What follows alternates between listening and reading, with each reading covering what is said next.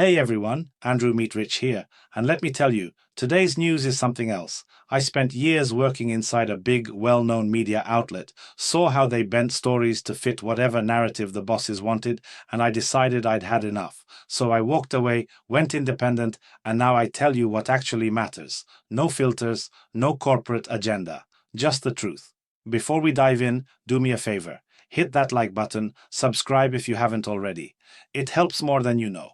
And if you really want to support independent journalism, the kind that doesn't answer to anyone but you, consider becoming a channel sponsor. It means the world to me and keeps this operation running without compromises. All right, let's get into it.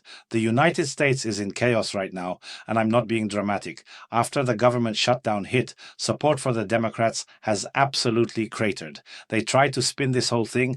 They really did. The Democratic Party set up an 11-hour live stream. Can you believe that? 11 hours. Trying to convince the American people how dangerous this shutdown was, the shutdown that they allowed to happen in the first place. And you know how many people watched? Around 1,000. 1,000 viewers. Meanwhile, the White House's video pulled over 100,000 views. The Democrats still can't wrap their heads around the fact that their time is over, finished, gone. But here's where it gets even more intense. The Pentagon is now running lie detector tests on its own staff. This comes right after some seriously harsh words from Donald Trump and Pete Hegseth. Trump didn't hold back. He said he sees an internal enemy within the country and he's ready to deploy the military against cities that have, in his words, fallen apart, places like New York and Chicago. He said it kind of symbolically, but the message was clear. According to him, the United States is in a state of war from within. Wherever the Democrats have been in charge, he says, there needs to be serious, concrete action to restore order. And folks, this is just the beginning. Now, I'm no fan of Trump. Let me be clear about that. I'm not here to cheer for him or tear him down just because, but you have to look at what's actually happening. Trump is now calling for the shutdown to be used as an opportunity to fight what he calls multi-billion-dollar waste and fraud. He's telling Republicans to seize this moment, the one created by the Democrats, forcing the government to pause and use it to cut out the excess, the fraud, the waste. He says they could save billions. And then he closes with that line, "Make America great again." Whether you love him or hate him, the strategy is obvious. He's positioning himself as the one cleaning up the mess. All right, quick pause. If you're finding this valuable, hit that like button again, drop a comment, tell me what you think. Are we witnessing a complete political realignment in the US, or is this just more noise? Let me know. Now let's shift to Europe, because things are getting serious over there too. Ursula von der Leyen, head of the European Commission, just made a major announcement after an informal summit in Copenhagen. The European Union is changing its entire approach to sanctions against Russia. Forget the gradual restrictions they've been doing. They're preparing much more radical measures now. Von der Leyen said it's time to increase the pressure even more. And then French President Emmanuel Macron stepped up and declared that NATO needs to send a clear signal. He said drones violating European airspace are taking a huge risk and can be destroyed. Just like that. No hesitation. The French leader didn't mince words. But here's the problem.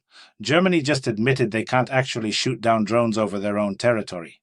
The reason? They don't have a full anti-drone defense system, and they're worried about debris hitting civilians if they try. So Macron's talking tough, but Germany's saying, yeah, we're not equipped for that yet. At the same time, Germany is building the largest military ships since World War II. This isn't a secret, they're fully transparent about it, even though the project is delayed and costs are spiraling. The German government has confirmed plans to complete 6 F-126 frigates, the biggest shipbuilding project in the country since 1945. The cost? Over 10 billion euros. They say these powerful warships are needed for operations in the Baltic Sea, so Germany can't stop drones, but they're building a navy. Interesting priorities, wouldn't you say? And speaking of Germany, here's something truly bizarre. In Berlin, students from Vietnam are disappearing in massive numbers. At just one culinary and hospitality technical college, around 200 students have vanished without a trace. Teachers and industry representatives are saying many of these students technically have language certificates, but in reality, they don't speak German at all. Because of this, classes can't even start. Journalists are reporting that some of the missing students have gone into the shadow economy, working off the books. Migration experts are warning about international criminal groups using fake documents and trapping young people in debt bondage. And this isn't just Vietnamese citizens. Organized crime has been operating openly in Europe for a long time now. Turf wars, shootouts, dividing territory, it's all happening, and the authorities admit they can't get it under control. This is the reality we're living in. Germany is also seeing more and more calls from members of the Social Democratic Party, which, by the way, is currently in third place in popularity. They're calling for a ban on the Alternative for Germany Party, the AfD. Opponents of the right wing are justifying this move by saying the AfD is a threat to democracy. So to protect democracy, they say the right wing needs to be banned. But here's the thing, only the Federal Constitutional Court can ban a political party. First, they have to collect and evaluate all the evidence of anti-constitutional activity. And right now the Social Democrats are working full speed to prepare a case for banning the AfD once and for all. But get this, according to the latest polls from ZDF's political barometer, Friedrich Merz's coalition has overtaken the AfD and returned to first place with 27% support, up 1 point from 2 weeks ago. The AfD, which was previously tied with the Conservatives, dropped 1 point to 25%.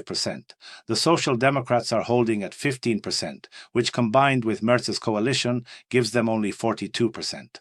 That's not enough for a parliamentary majority, so the people running the country are backed by a minority. And here's the kicker. In the ranking of Germany's most popular politicians, Defense Minister Boris Pistorius is leading again. He's followed by Foreign Minister Johann Wadephul. Chancellor Friedrich Merz barely makes it into the top 5. You see what happens when you push the interests of military-industrial companies? You shoot right to the top of the polls. Let me bring you back for a second. We've covered a lot. The US shutdown fallout, Trump's aggressive stance, Europe ramping up sanctions, Germany's military buildup and missing students, and political battles over banning parties. This is all connected, folks. It's a picture of systems under stress, governments scrambling, and people losing faith in the establishment. If you're still with me, smash that like button, subscribe if you haven't, and seriously, if you believe in what we're doing here, independent, honest reporting with no corporate overlords, think about becoming a sponsor. It keeps the lights on and lets me keep bringing you the truth. Now, over to the UK. Britain will no longer automatically grant settlement rights and family reunification to migrants who receive asylum. The Labour government is tightening its migration policy harder than ever, trying to cut off support for the right-wing party, whose popularity is growing by the hour.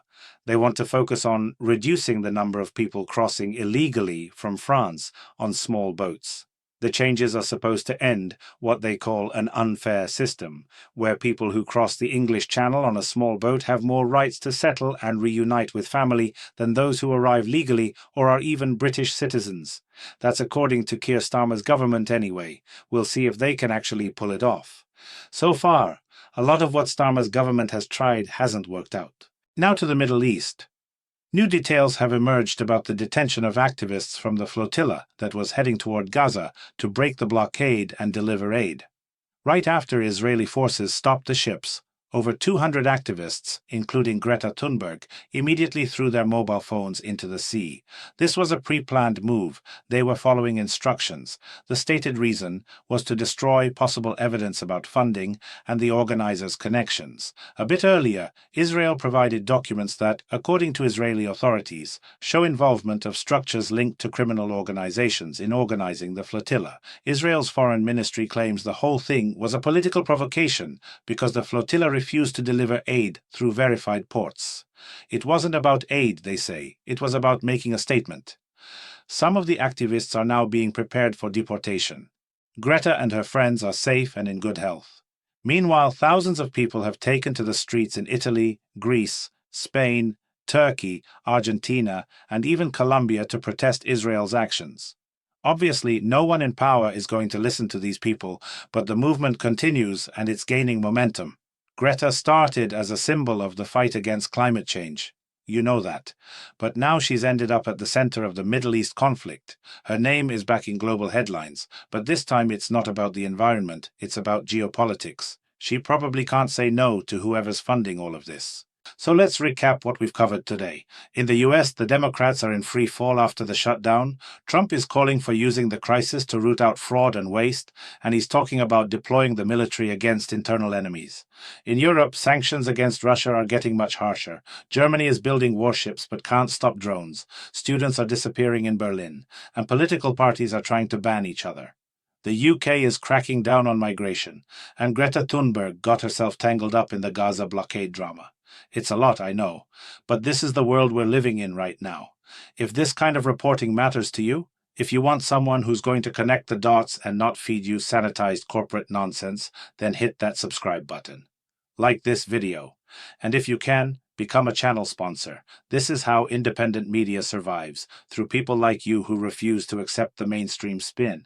I'm Andrew Meet Rich, and I'll be back tomorrow with more, because trust me, there's always something new to uncover. Stay sharp, stay informed, and I'll see you next time.